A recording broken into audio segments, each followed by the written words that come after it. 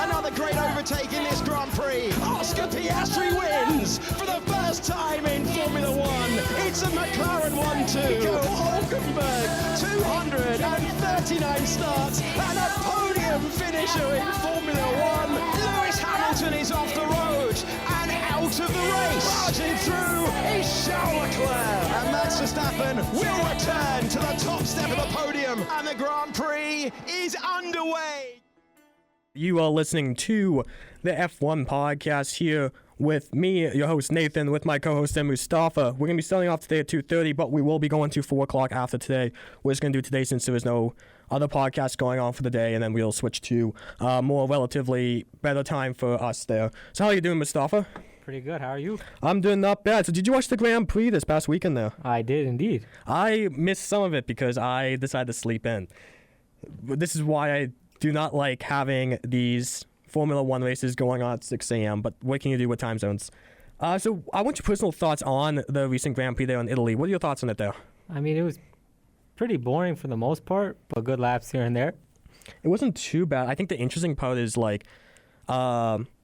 Fernando Alonso kind of going out as well, and Hülkenberg retiring his car bench before the race essentially started there as well. Yeah. And Verstappen winning again, which it kind of, I saw some people mentioning online though, it's kind of reminds them of 2023 a bit with him winning.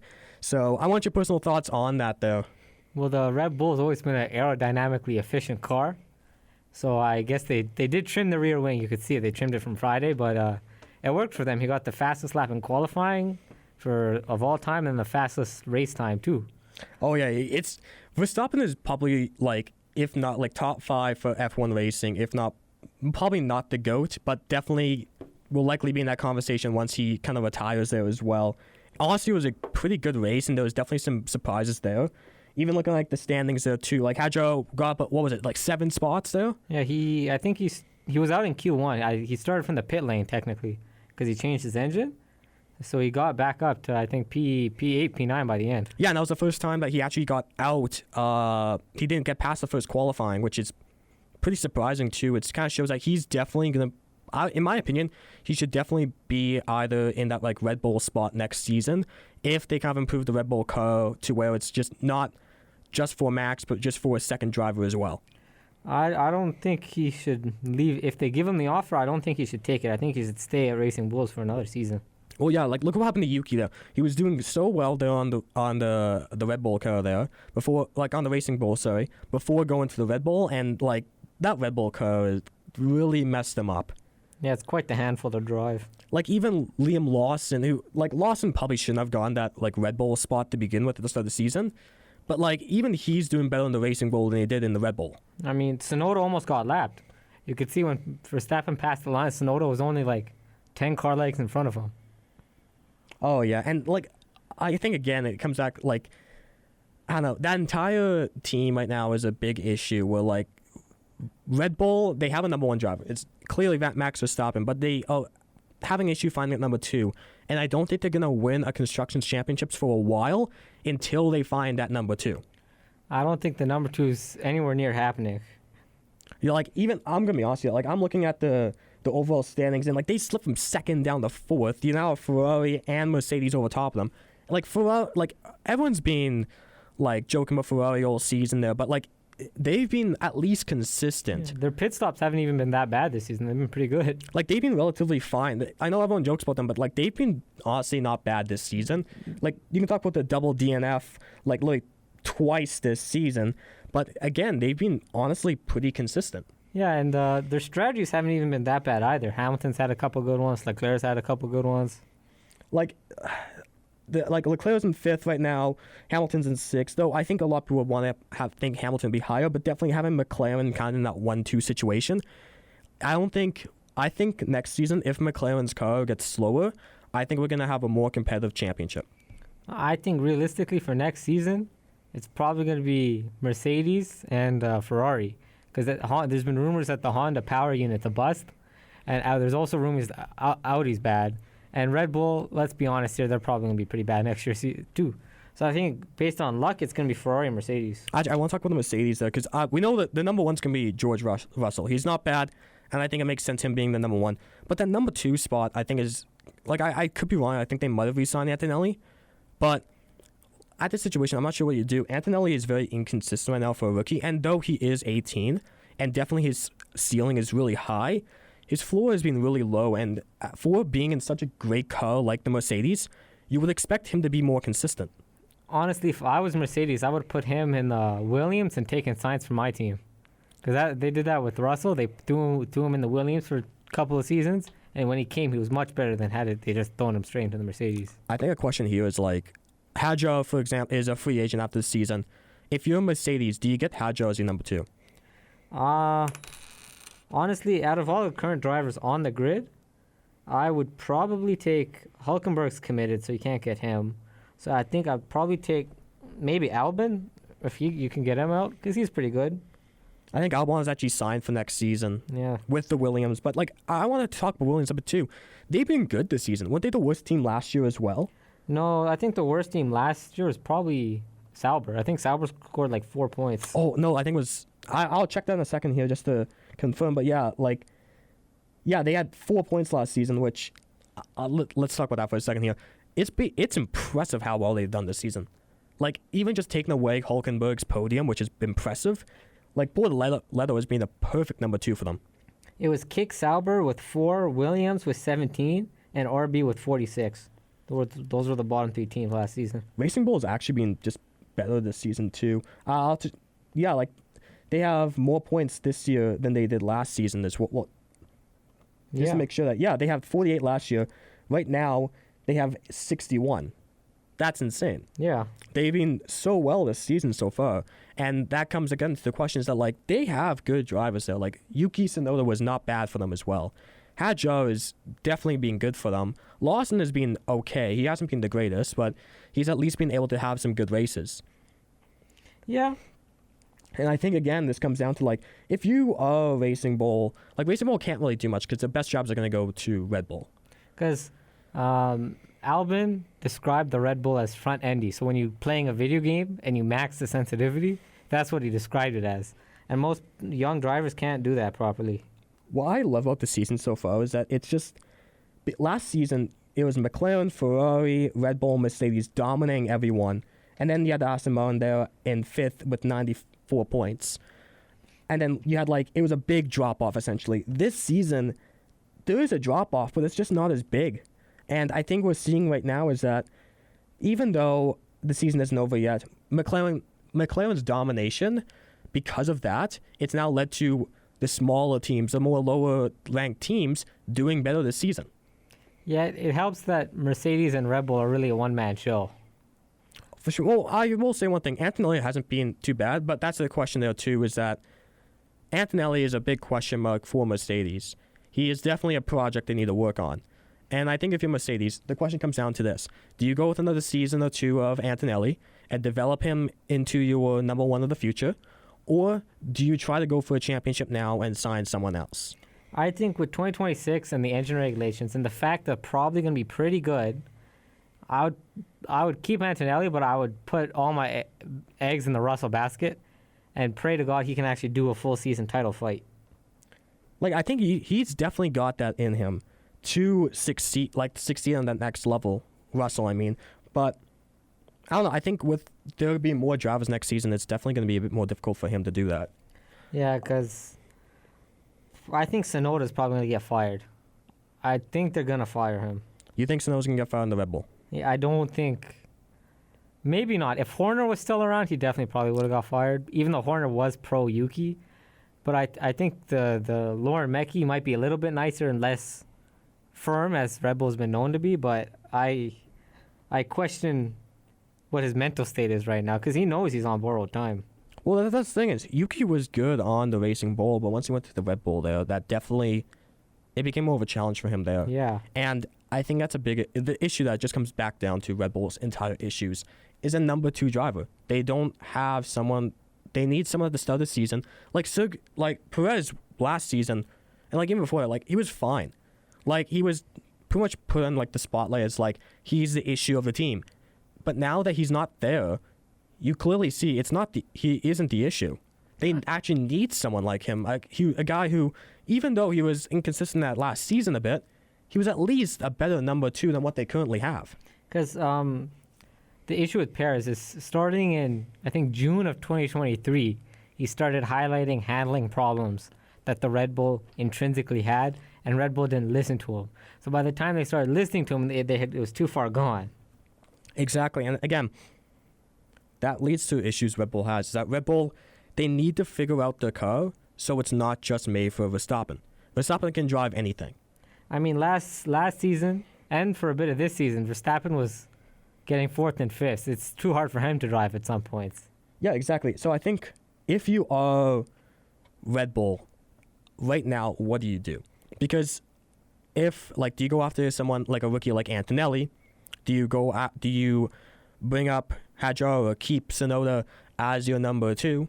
Or do they try and maybe look outward? Do they try and bring someone else in? And the thing is, as well, is that this upcoming season, there really isn't like a big free agent pool. Like the biggest free agent was George Russell, but he is definitely going back to Mercedes. Yeah. The only free agents really there is this season is Red Bulls. And I think that's an issue for them, is that they messed up with Cadillac coming in and signing Perez. They now are in a situation where the free agent pool right now is essentially just Red Bull's second races. Yeah. I think it was a huge mistake letting Hulkenberg go to Sauber and letting Sainz go to Williams. They should have picked up one of those two. Oh, for sure. Like, even looking at, like, Sainz has been not the greatest this season as well, but Williams is not the amazing car. But I think that also says Albon has been amazing for them this season. But, like, Red Bull is in a situation right now where they're not going to win a championship for a while until they figure out what to do. Like, I think you mentioned this before the podcast that Red Bull has only signed a player outside of the system twice in the history, and one of those being Perez. And look how that turned out for them. They won a championship. Perez was top 3 one season with Verstappen. That leaves the question, do you do that again? At this point,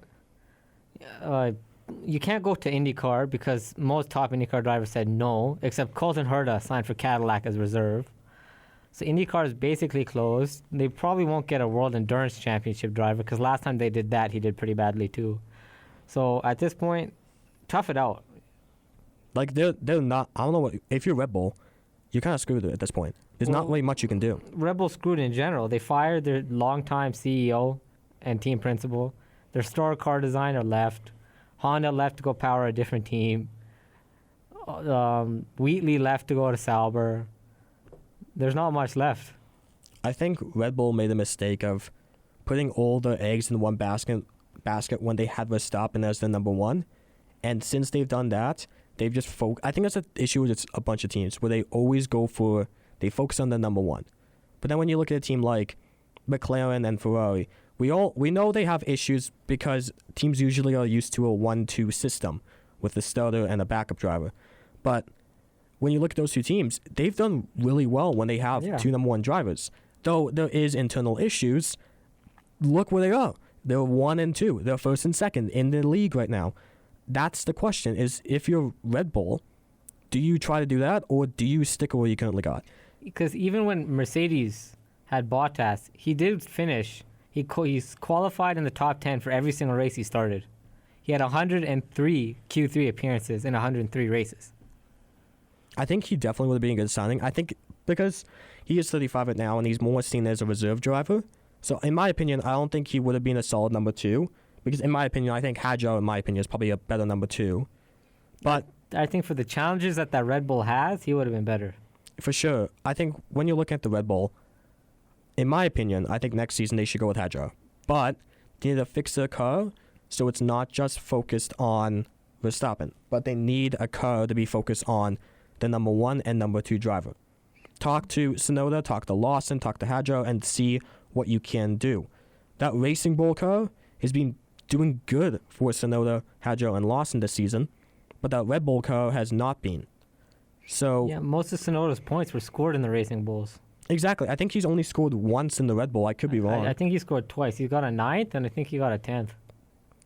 Exactly. And the thing is Tsunoda, though, as well, is that Tsunoda is not like an insane driver.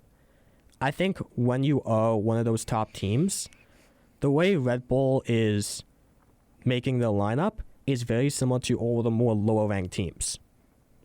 Like, even I think the lower ranked teams, like, I think I'll bring up the Williams here, is that they essentially have like kind of two number one drivers. And I think that's been, though Sainz has not been really good for them this season, Albon has been amazing. I think if you are the Red Bull, I think in my sense here is that if you're the Red Bull, go with Tadjo as your number 2 next season. And then after that, you look in free agency. If there's someone there like Albon, if there's even Hamilton, if he's in there, though that's more at the end of his road. But if you find someone else who is being the number 1 on a team that you can bring in, like even Pierre Gasly, if they kept him around, the situation would be so much better. Yeah, I like, because Helmut Marko is in charge of their junior program. Helmut Marko has done a really bad job in the past 7-8 years. Everyone they've promoted, they've had to demote or fire, and the one person they hired, they had to pay his contract out and they fired him. So he hasn't done a good job managing their drivers. He let too many of them walk. The thing is too is that like you look at who they bring up in the system, and they're not bad drivers. You got like right now they got Hadjo and Tsunoda, you had Pierre Gasly, and they're not bad drivers, but they're not Max Verstappen. They're not a number 1 driver, and I think that's an issue is that they're looking into the system to try and replace or look for a number 2 driver. I think they can get a number 2 driver, but it's not the number 2 driver you want if you're a top 4 team. Yeah. If you're a top 4 team, like even Mercedes, Antonelli is very inconsistent, but at least he's gone podium. At least he's been like getting points. At least, and that's the thing is that you want to get someone like that. I think next season, if you are Red Bull, you do two things. You do two things here. You either go with Hadjo as your number 2, and then and then the season after that, you see if there's a top free agent there on the market, or you just maybe look for another team. You try and maybe snag someone else that maybe could work out, or even look to Formula 2. Because this is what I think is going to happen. Verstappen's going to wait out 2026 and see what car he has there and see how it is in the competition. And if it's bad, he'll just retire. Exactly. He'll go to the World Endurance Championship and drive the Valkyrie.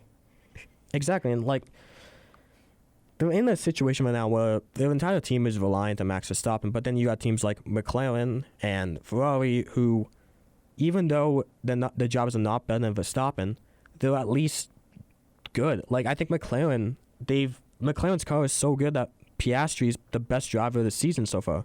Yeah. And that kind of leads to other issues with McLaren, with them really, Piastri's supposed to be the number 2, but now is being the number 1. That's some other issues that we'll talk about later. But again, Red Bull needs to figure out what they need to do with the number 2.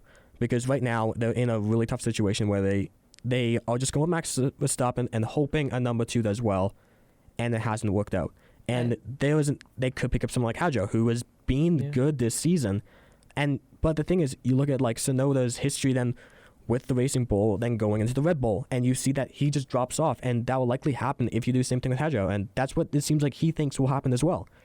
But the inherent handling problems with the ground effect era Red Bulls might not be an issue next season because it's new regulation.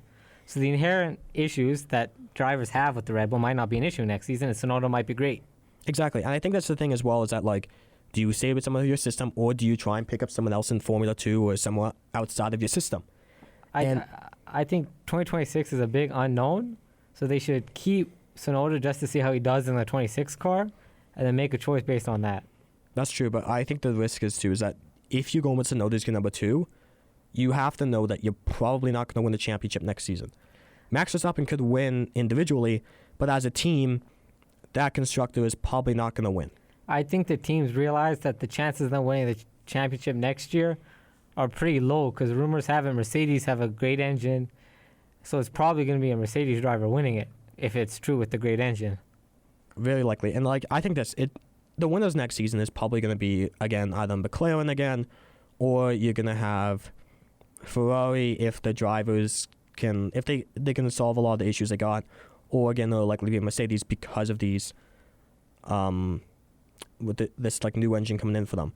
Because a couple weeks ago, a report came out that there was a meeting between the engine manufacturers to bring back the V8 engine. And the two teams that were reportedly on board were, I believe, Red Bull and Ferrari, which paints a picture that their engine for next season might not be very good. I think if Ferrari, if you're both teams, that's a big issue though. Especially Ferrari has their own issues, but like Ferrari has two number one drivers. You're gonna likely still be top 3 anyways. But if you're Red Bull, that shows that there's likely gonna be another issue there. Is that Verstappen's probably gonna get top 5 individually again, but what about the number 2 driver? Because if that report is true and it was Ferrari and Red Bull that were on board for that power unit, changed to V8s, that doesn't paint a good picture. That they spend, because this is the first time Red Bull's making their own engine. They're making their own engine with advisement from Ford. It's the first time they're doing it too. Yeah, that's the thing as well, is that like that's a big question mark for those two teams. And I think this kind of leads again that likely next season we'll see Red Bull will be facing a lot of issues next season. I think a lot of things that we saw this season will be occurring again next season, where you're going to have Verstappen probably winning you're going to have him winning some races. He'll probably be top 3, but then that number 2 driver is probably not even going to be in the top 10. If the engine's the issue, I see him winning Monaco, and that's it. Most likely. And I think that's the thing, is that if you are Max Verstappen, if you want to continue your legacy and continue the dominance that you've had already in Formula 1, do you go to a different team? If I'm Max, okay, this is what I do. So Kyle Larson, a famous NASCAR driver, has been, and other people in the NASCAR realm have been throwing shade, saying Kyle Larson is better than Max Verstappen. And Max Verstappen hasn't really paid attention to those. But if I'm Max Verstappen, I go to IndyCar, I see what I can do. I go to the World Endurance Championship and see what I can do. So I'm just looking there, but it looks like George Russell hasn't 100% been confirmed to be with Mercedes next season. That's because I think he wants a 2-year and Mercedes want a 1+1. That's most likely, but that's the thing too. If you're Red Bull here, you have an issue where you really only have one driver, and your second driver really isn't much of a second driver.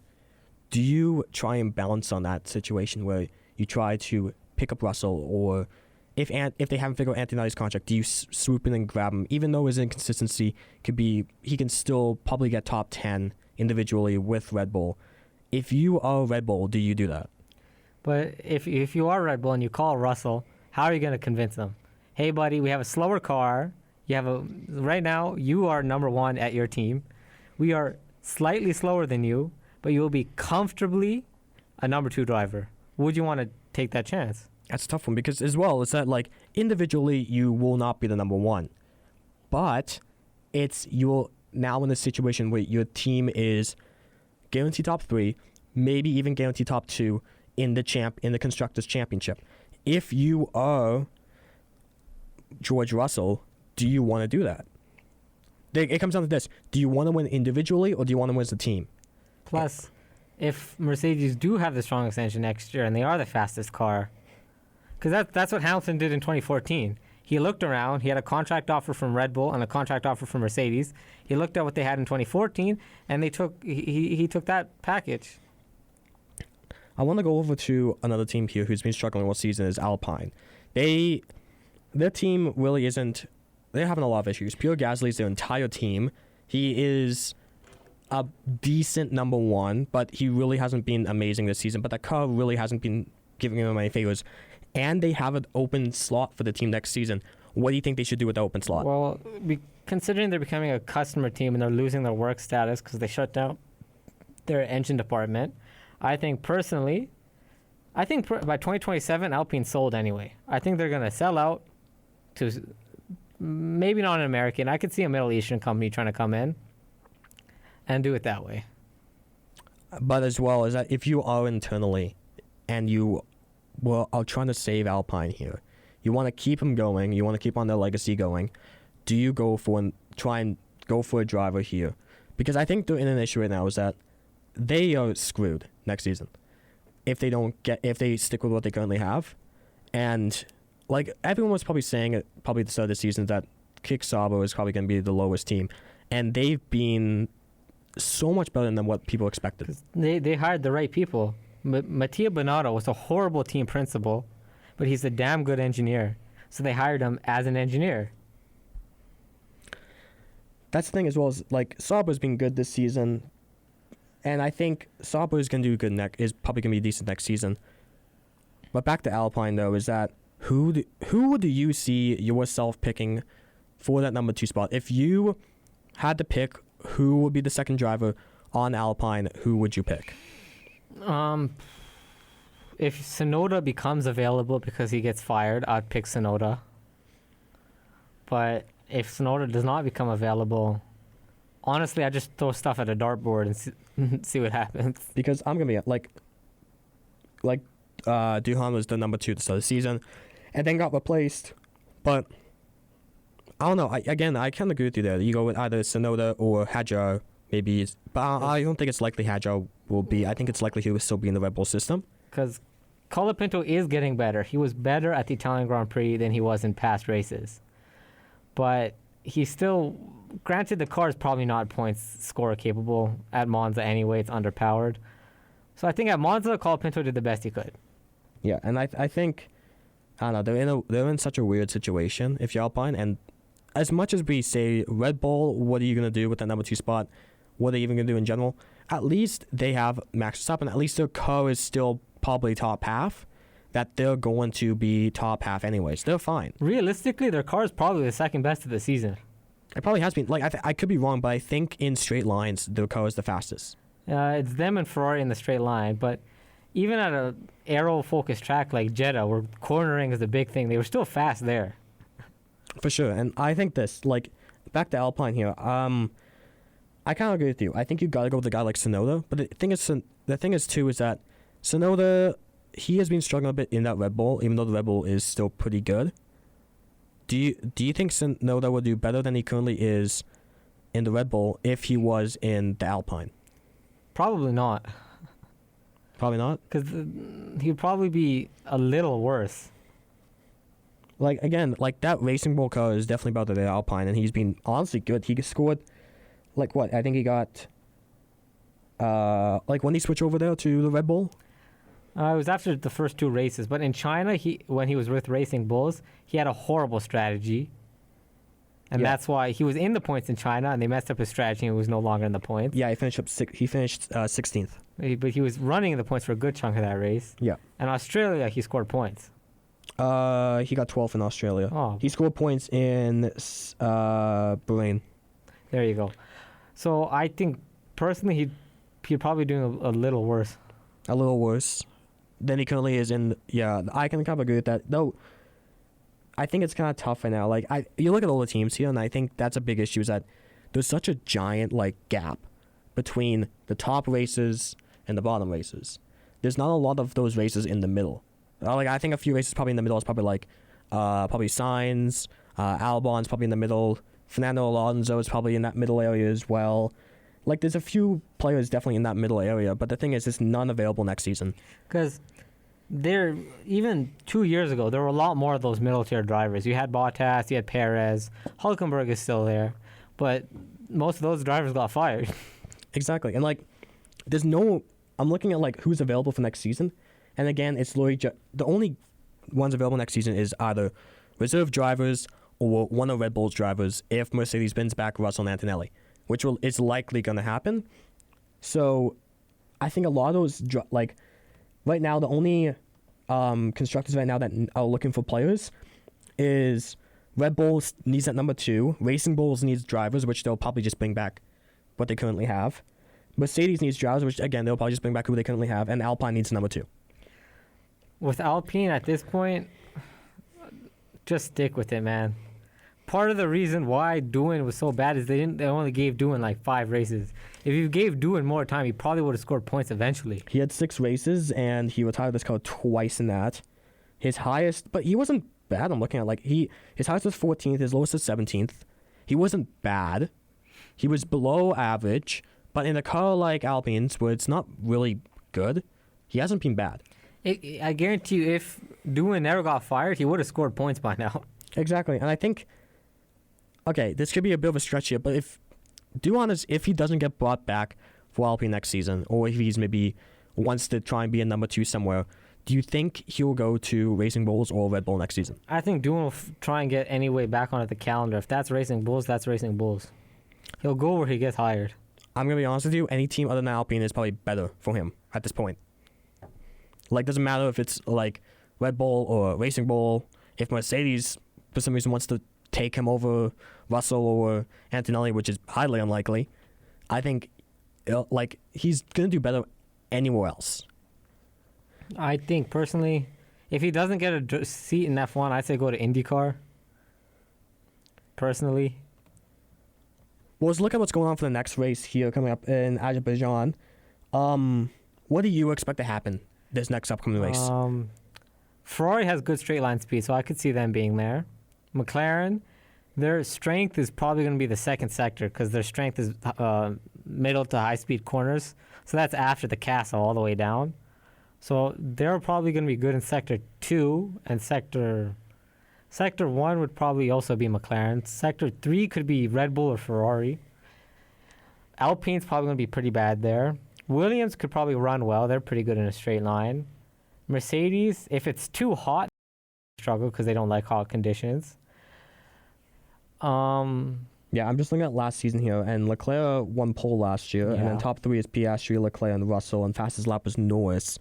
I think, again, we're going to see McLaren probably get maybe a 1-2, or definitely 2 top 3s again. Because if it's really hot and tire wear is an issue, then it's going to be McLaren. But in qualifying, I could see like a Red Bull or a Mercedes, depending on what the weather is, grabbing pole, maybe Leclerc. But in the race, if tire wear is an issue, it's going to be McLaren. I think this is going to be a really interesting race coming up, and I think this race coming up, as much as you want to say probably every race is like this from now on out, McLaren is for sure winning no matter what's happening. But I would love to see someone other than someone like outside of like the top 4 constructors getting pole.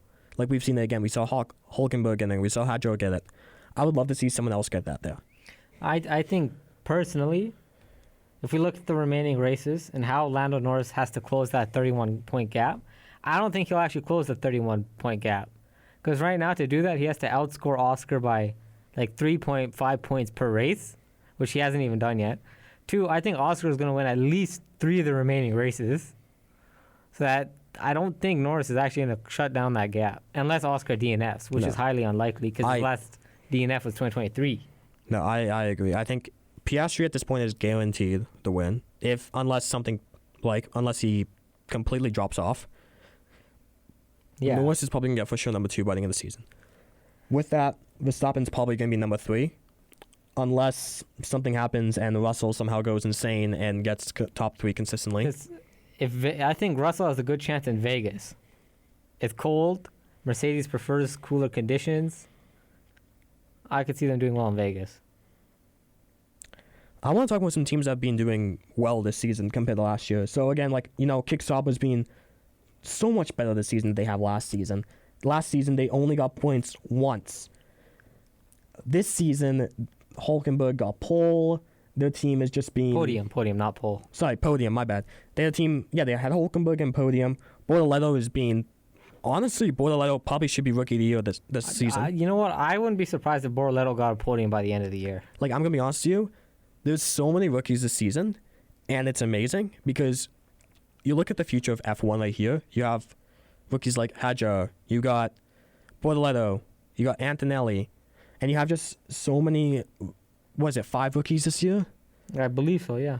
And you're looking at there's a big change here, and I think that's the issue this season is that there's not a lot of middle range drivers right now because there's a lot of rookies right now. Yeah. So give them 2 seasons, and yeah, I think you'll likely see that. But I think a lot of these rookies are going to be so good in the few years. That's the main thing. Bortoleto is being great for a rookie. Antonelli, with his inconsistency, he still has been good in the Mercedes. And Hadjo has been good. He even got podium this season too. So that kind of leaves a conversation for rookies this season is that who do you think could win Rookie of the Year this year? I think it's going to be Bortoleto, but I think by 2027, Behrman's in the Ferrari. You think Behrman's going to be in the Ferrari in 2027? Yes, I think Hamilton's going to retire and it's going to be Behrman. He hasn't been bad this season. The Haas car is not the greatest. It's not as good as it was last year. No, and Haas has been okay this year. They've been better. I'm just looking at the standings, how they did last year compared to this year. But last year they had 58 points. They got 7th. Right now, they're in 9th with 44 points. They're pretty much on pace to do as well points-wise as they did last season, but they're still going to finish lower. Their car looks better in race trim than it is qualifying, though.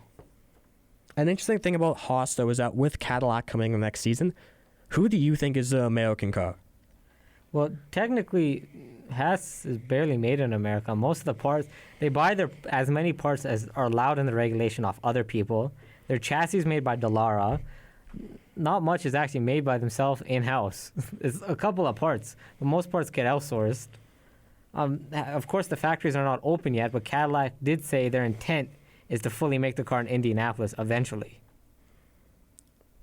For sure. And I think all those bottom teams are such an interesting to look at because as much as there's like all the fans are focused on Red Bull and McLaren and Ferrari and Mercedes, I love just looking at the bottom teams because you see so much improvement from them.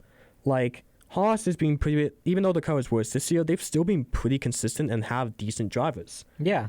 Kick Sauber has been so much better this year than they were last year. Williams has been so much better this year than they were last year. Alpine has not been as good, but outside of that, they've been better. Even like Aston Martin, I feel like they have been better this season. I think they had issues this year, which are definitely. Sure. But like Lance Stroll, for example, I think as much as he gets joked about a lot, he's at least decent for them, and he's a solid number 2. Though Fernando Alonso, I don't think has been the greatest number 1. He's at least been decent. Alonso also had some horrific luck in the first couple of races. No, I think this year is, I think next season, if he stays around next season, he's definitely going to do a lot better because this year has just been issue after issue for him in this car. Because he passed Borletto, and like 4 laps later, his suspension broke. It took him until Spain for him to get points. Yeah. That is crazy, but he's retired this car 4 times so far this season. And I think all of those were power unit related. I don't think any of those were crashes. Yeah, and like Stroll, for example, though, had to withdraw once the entire season. So it's really, even though Stroll has been ahead of him, Fernando Alonso is definitely the better driver so far right now. And he's been, since Spain, he's gone points in every race except for 2, where he finished 17th and had to retire one of his cars. Yeah.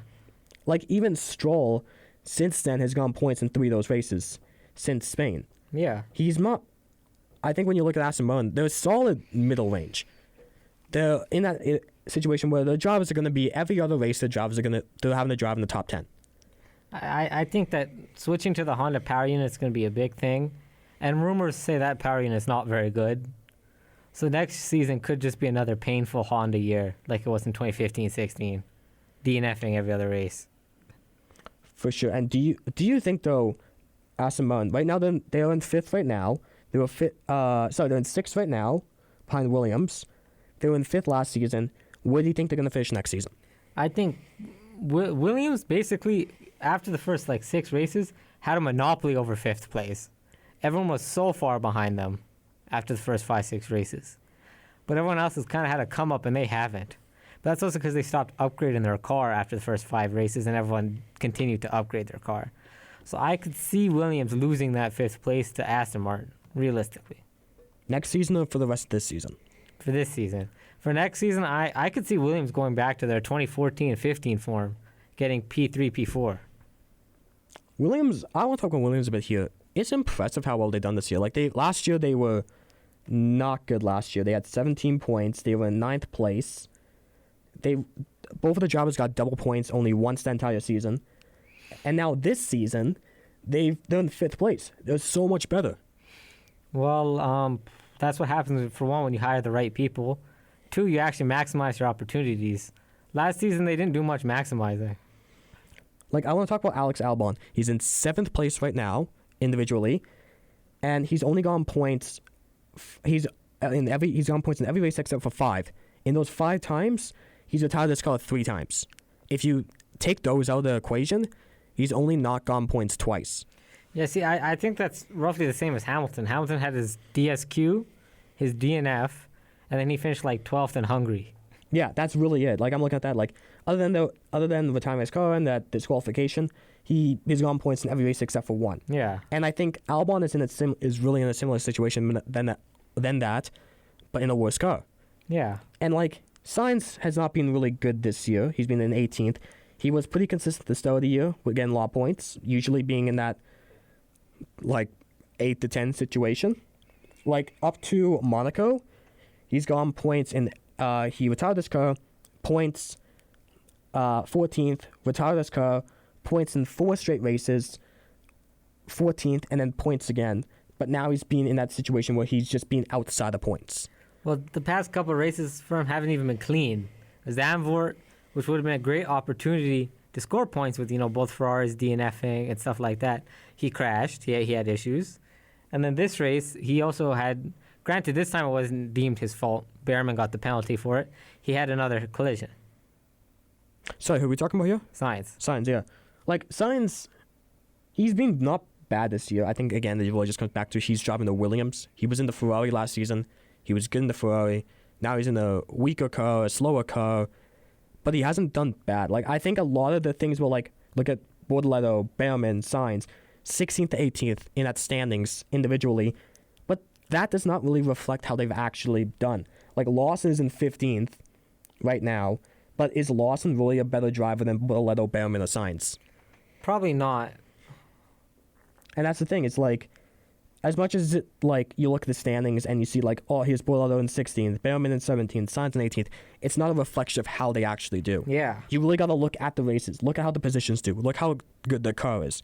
Sainz is in 18th out of 21, but he's been always like in that situation where he's either getting points or a bit outside of points.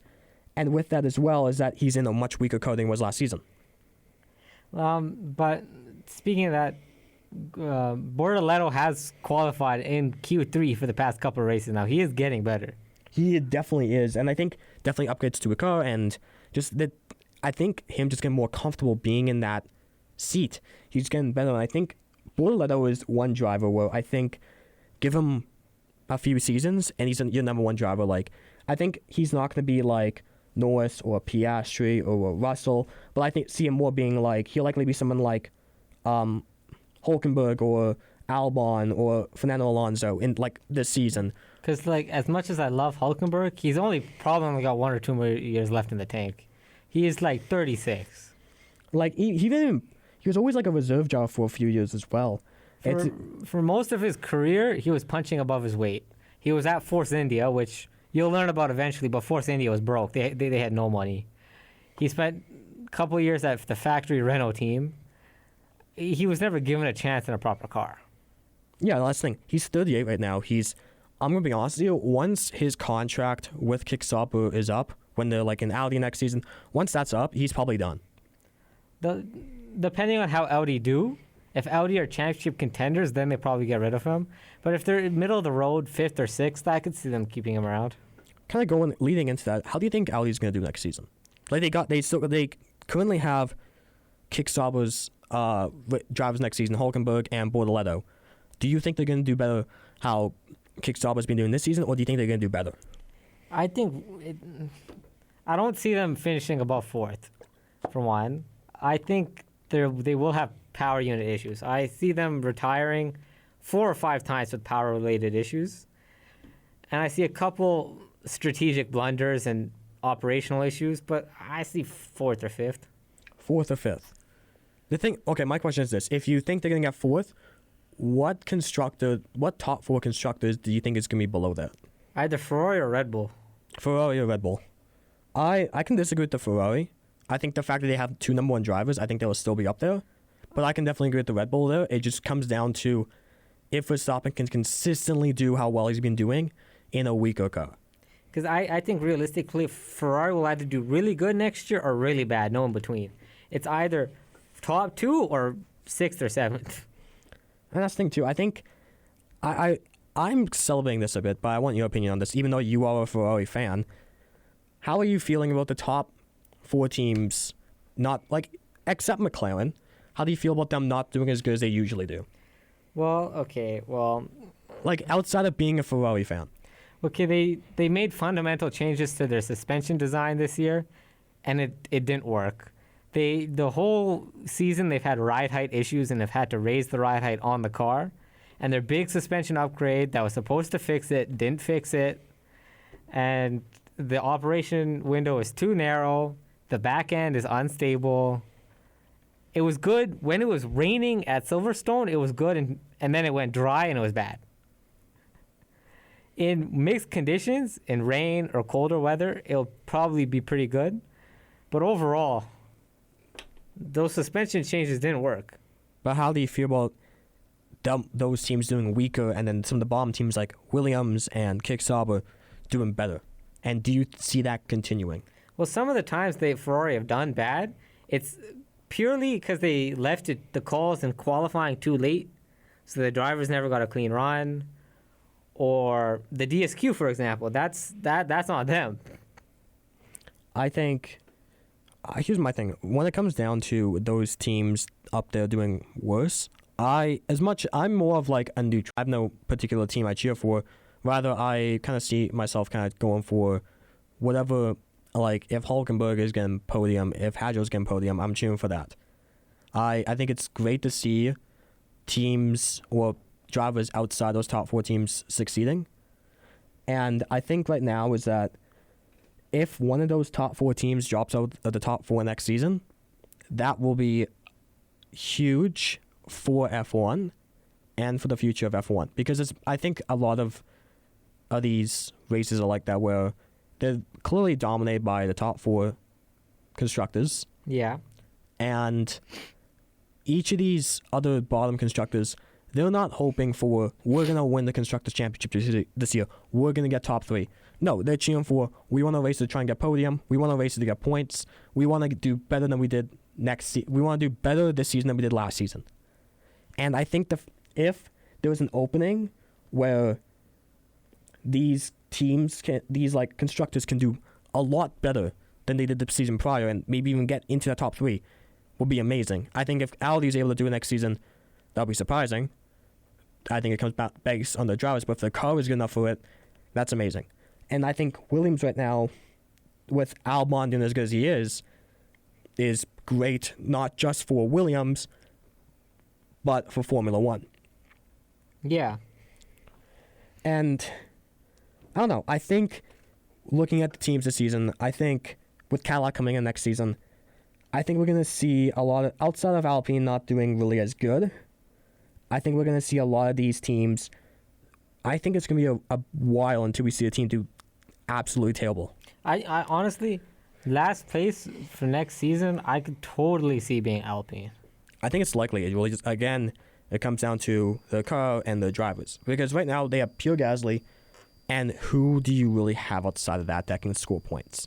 Even really at that, I don't think Alpine's actually going to try anymore. They're gearing up to sell it. I guarantee you they're going to sell it to some other entity, and they're done.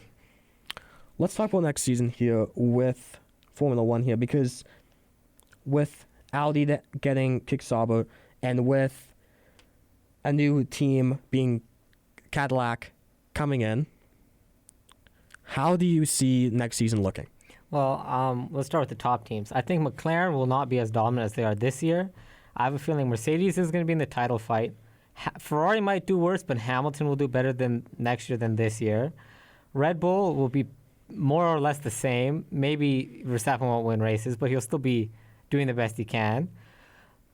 Kick Sauber, now that it's Audi, I still think it's going to be in like no man's land, kind of like Red Bull were for a couple years, just kind of doing their own thing. I see Alpine doing pretty badly.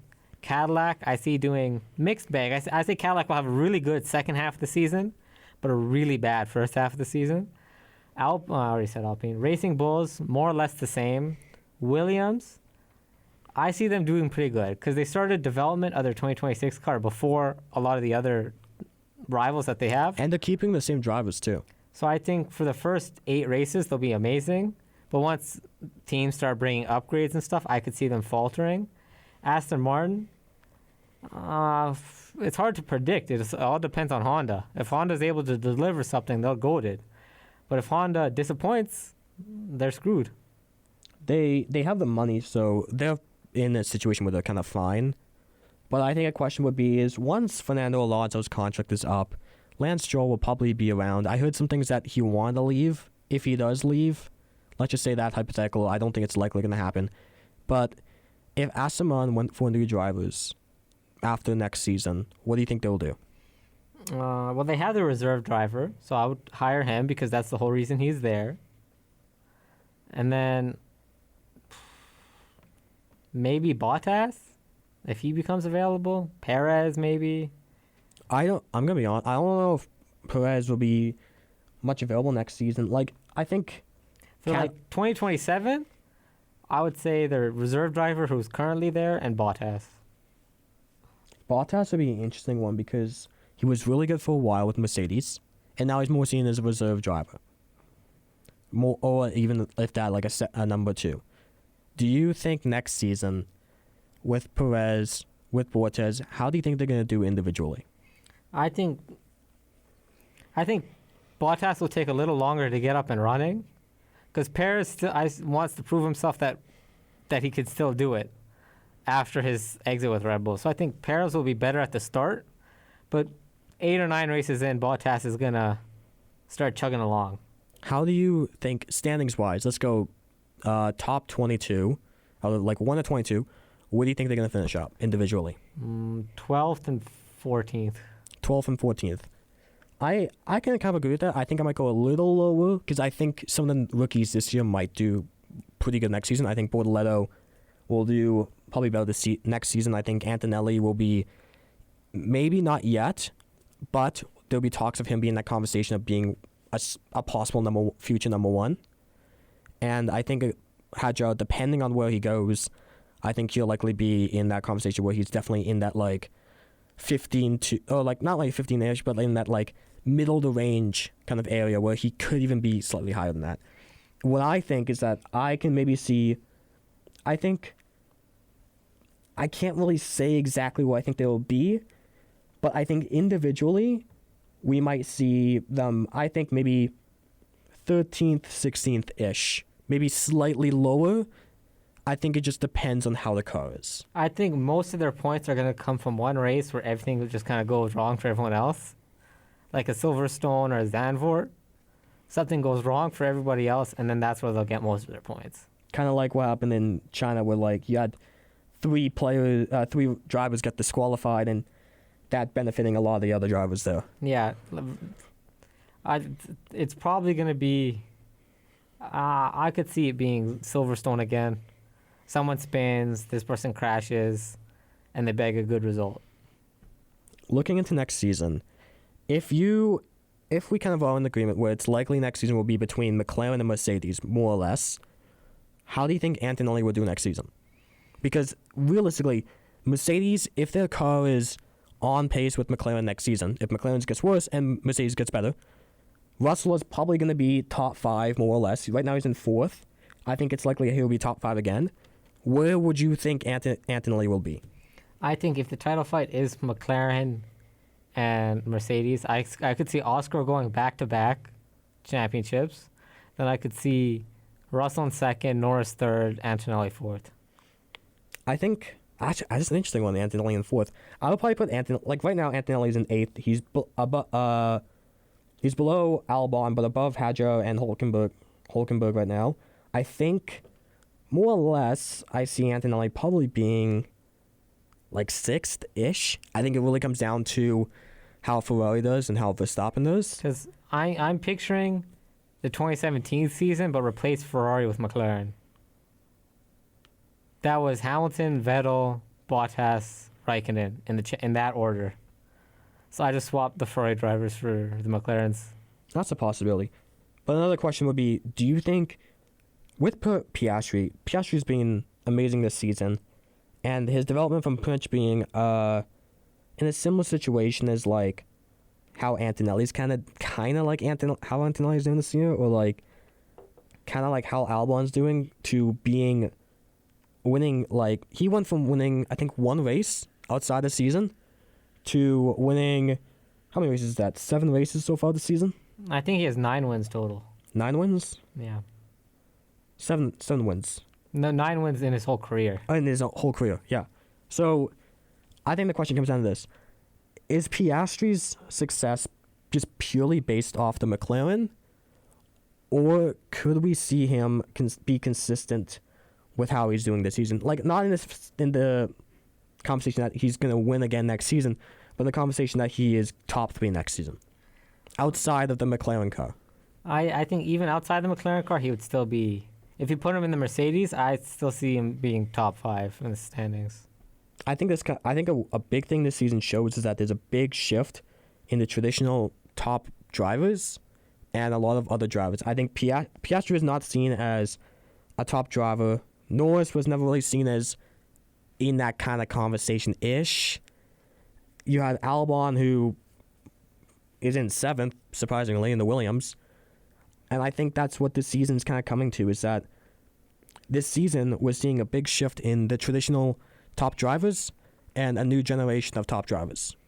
Yeah. Like Piastri, I don't think we're going to see the same dominance as like Hamilton or Verstappen. But I think the Verstappen dominance is likely over in the sense that he's not going to win like half the races. Mostly because Red Bull is not going to... I think the Red Bull he's not going to be as successful in the Red Bull as he was before. But I think now that Verstappen is going to be guaranteed top 5 next season, I feel like. I think Ferrari's job is a guaranteed top 8, more or less, depending on how they do. But that kind of shows that we are now seeing a shift in the traditional top drivers from a few seasons ago. And now we're seeing other races like Piastri dominating and even doing better than Lando Norris, who has always been McLaren's number 1 until the season. I want your thoughts on that. Yeah, I mean, I would still say they're treating Lando Norris as a number 1. I think that's the thing, but they're in the situation right now is that even though they're treating Norris as number 1, he isn't the number 1 anymore. Honestly, with the whole team orders thing, asking Piastri to get out of the way, I would have never done that. I would have never gone out of the way. Yes, Lando gave up preferential pitting to give Piastri a better strategy. Bad pit stops happen in F1. That is not a reason, hey, he let you have a better pit stop window. He had a bad pit stop. You have to let him through. And for all the people saying, oh, it's like Hungary last year, they were not in a title fight. This season, they're in a title fight. So asking them to give way to your championship rival is unfair. I think McLaren is kind of firing up internal division in their team, where Piastri is your number 1 driver this season. He's going to win this season, but it doesn't feel like they're treating him like that. I mean, when you go back to 2014, 15, 16, Mercedes, would they have preferred Hamilton winning? Probably. But were they treating Rosberg any worse? Probably not. I think that question this season for McLaren is definitely going to be something I'll be talking about next season, is that even though Norris is traditionally the number 1 driver, do you go with the number 1, who you think is your number 1 driver, or do you go with who has been your number 1 driver this season and who should be your number 1 driver this season? Because in terms of the performance of Oscar and Lando in the season, to me it's reminiscent of 2015, where Rosberg was always pretty close to Hamilton, but he was never in front of Hamilton for very long. Just like Lando's never been in front of Oscar in the standings for a very long period of time. It was like 4 races he was in the lead. It was, yeah. Essentially, it was like that for the pretty much the start, since Piastri got 9th in Australia in the first race, with Lando winning and pretty much getting everything in that first one. With then Oscar then winning 4 of the next 5 races, with China, Bahrain, Saudi Arabia, and Miami, and Norris, the highest he ever got was 2nd, with the lowest being 4th, and that had Piastri leap over him in the standings, and with that, it's more or less been back and forth since then. Yeah, and for that, purpose, if you look back at what Mercedes did, is they never called it. They gave them equal status, and they said you guys can race each other, but don't crash because it will come out of your salary if you break the car. So they haven't crashed in. Okay, they did crash into each other once, but that's not that bad. If you compare it to when Mercedes had two drivers like that, Mercedes just let them do what they want. I want to talk about the Ferrari, because the Ferrari is kind of like that right now. We're like, not in the sense that they are having two drivers battle for the championship right now, which kind of creates this internal division, but rather they have two drivers who are clearly number ones, but they seem to be kind of, in a sense, I could be wrong, you're more of a Ferrari fan, but they're kind of treating Hamilton as kind of a number one over Leclerc, who's always traditionally been a number one. But I don't know, they've been the highlight of just memes this entire season. Yeah, I honestly think if Ferrari magically end up in a championship winning position next year, they're picking Hamilton. If they have to pick next year, it's one-on-one title fight, they're picking Hamilton every time. For one, they're paying an obscene amount, and they're not only paying him that amount to win. They're not paying that amount for him to not be the number one driver. Two, he's done a full season title fight where he knows what it looks like. Outside of the first 8 races in 2022, Leclerc doesn't know what a full season title fight actually entails.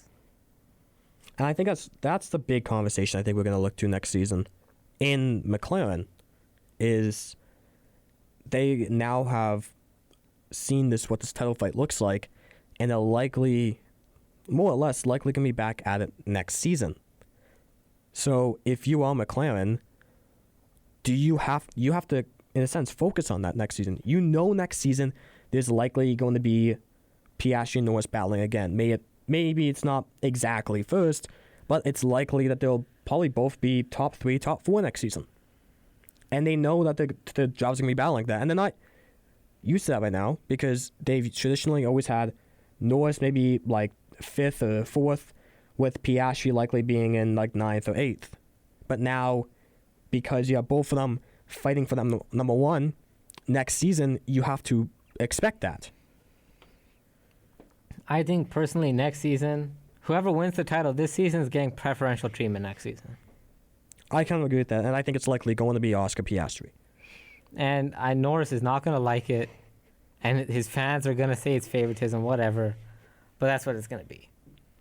A question I have here, though, is that, I could be wrong, do you know when the contract expires for both Norris and Piastri? I think 2028. 2028. So they're going to have them both of them for a while. A question comes down to if this it's too far to look, I'd say. But if you look at currently how they've both been doing traditionally, what do you see out of that? If this not this exact reign continues for them, but if they're still in a situation where both of them are battling for that number one spot, McLaren's going to have to make a decision where they're going to have to be you are clearly on number one, you're clearly on number two, unless they can change something to be you are both top drivers, we're not treating you differently either way. Okay, I think personally, I could see Norris retiring before 2028, purely because he's talked about his mental health before, and there's only so much bullying you can take before you want to retire. Rosberg said the reason he retires, he couldn't mentally do it anymore. Maybe he mentally just can't do it and he chooses to retire. That's a possibility. And I think I heard Lance Stroll actually have kind of that similar feeling. I could be wrong. I saw a TikTok about it where in 23 and 24 he wanted to leave, and because his dad owns the team, he's not leaving. Do you think that those rumors could be true? I mean, I think personally Lance Stroll would do better driving the Aston Martin Valkyrie in the World Endurance Championship, because if you look at the races he's done really good in, the races where he got podiums and stuff, those weren't races where he was particularly fast. Those were races where he just didn't crash. And the whole point of the World Endurance Championship is really just not crashing. Yeah. If you don't crash, you're inherently guaranteed a pretty good result.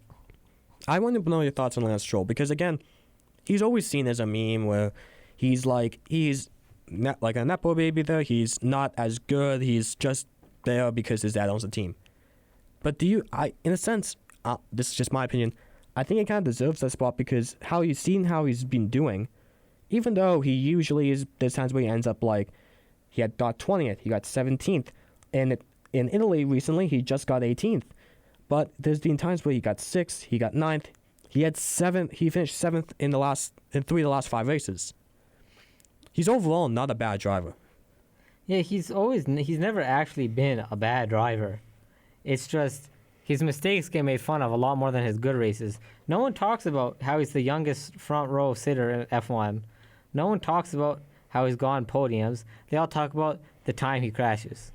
And I think that's a big issue is that Aston Martin's kind of in that situation where I think Fernando Alonso's car is being a giant issue for him this season. And if that wasn't the case, he would definitely be over Stroll in the standings. I think next season, what do you think we can expect out of that for that team next season? For Aston Martin or for Aston Martin, yeah. 8th at best. I think we can see them doing kind of similar, maybe a bit lower. I think Fernando Alonso, because he is getting older there, and he's gonna slowly become a worse driver slowly. I think we're kind of reaching that this year is a big thing where he's usually traditionally like one of those better drivers, but now he's getting older. He's similar to kind of like Hulkenberg right now, where they're kind of both getting older, and though the traditional scene is like Hulkenberg is more seen as like a middle driver, Fernando Alonso is more seen as a top driver, and now they're kind of going down a bit, and a lot of these younger guys are coming up and kind of replacing them a bit. I think if you are Aston Martin, do you look at that and then decide, because Stroll is likely staying out of the way, but do you get another veteran to come in after Fernando Alonso is done, or do you try and go for someone younger who has the opportunity to do really well? Depends on what situation they're in when Alonso does retire. I agree with that. I think, like, if we're going off, let's just say, hypothetically, we're going off after this season, who would you replace Fernando Alonso with? I don't know. I'd probably try and keep him for another season. There's not really many good options out there. There really isn't. I think that's the issue about this upcoming offseason is that the only really free agent drivers there are is just the Red Bull drivers. Because the best driver in F2 is a Red Bull contracted driver, so...